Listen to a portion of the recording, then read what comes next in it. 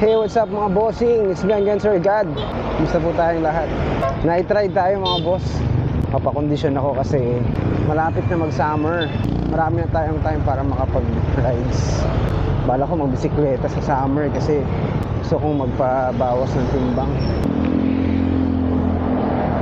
Masyadong madilim, no? Sa ngayon, nandito ako sa highway ng Katipunan. Ganito talaga dito sa probinsya mga bossing, basta gabi. Medyo distansya yung mga ilaw, kaya medyo madilim.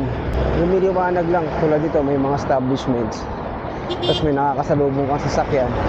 O nga pala, gusto ko lang i-share sa inyo yung mga experience ko kapag nagna-night ride. Isa sa pinaka-importante yung ilaw. So meron kayong ilaw dito sa may harap, yung headlight nyo. Tapos meron rin kayong tail light sa likod. Importante yan mga bossing. Siyempre gabi, di ba? Hindi tayo mapapansin sa kalsada kung wala tayong ilaw harap at likod. Pangalawa, dapat check nyo yung gulong kung okay ba yung hangin. Kasi pag hindi nyo chinek, bago kayo mag-rides tas malambot, tulad ng ganito, probinsya, ang lalayo ng mga vulcanizing shop. Hindi tulad sa Manila, malalapit lang, kaya ox lang. Tapos mas maganda nakasapatos kayo para safety.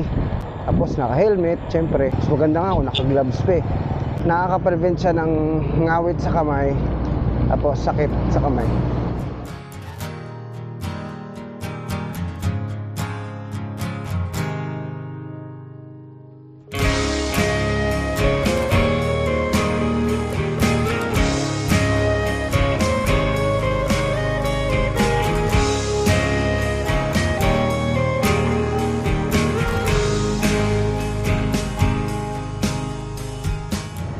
So itong straight na to, itong kalsada na tong malaki, tawag dito is Quezon Avenue. Tapos itong crossing nya, parang Rizal Avenue ata. Ito yung ginagawang public market. Malapit na matapos. Ikot ko lang kayo dito sa may simbahan, munisipyo, tapos dun sa may provincial office.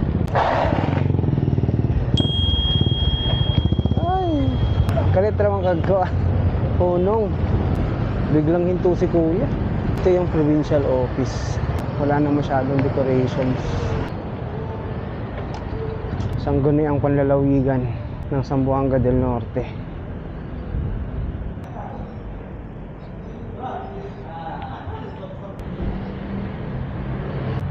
Ito yung side view. Madilim eh, no? Tapos andito ang front view. Ang ganda ng decorations dyan nung Pasko. Bongga. Dito tayo. Dito naman, ito yung papuntang St. Vincent College. And dito ako nagdo-doctoral. And hopefully matapos na. Graduate na ako this year. Ito yung simbahan. Plaza. So, punta na tayo ng Boulevard. Isa to sa mga pinaka-active na place sa Dipolog kasi dinadaya siya. Marami pa rin nag-jogging kahit gabi. Naglalaro pang basketball, oh. Tapos sa kabila, soccer. Tapos dito, mga skateboard. Ayun, oh. Skateboard, oh. Oh, Steve. Pero wala pa nag-i-skateboard. Bakit kaya? Skate park. Eh, ito na mga Philippine Looper.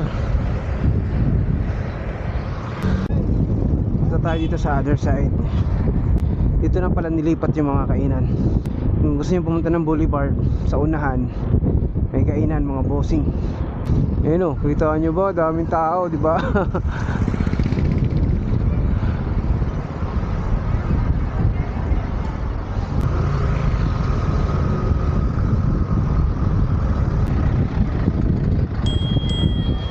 So, yun lang mga bossing. Hanggang sa susunod na vlog. Again, this is Sir God. Ingat po tayong lahat. Keep safe, ride safe, and God bless us all. Bye bye. Peace yo.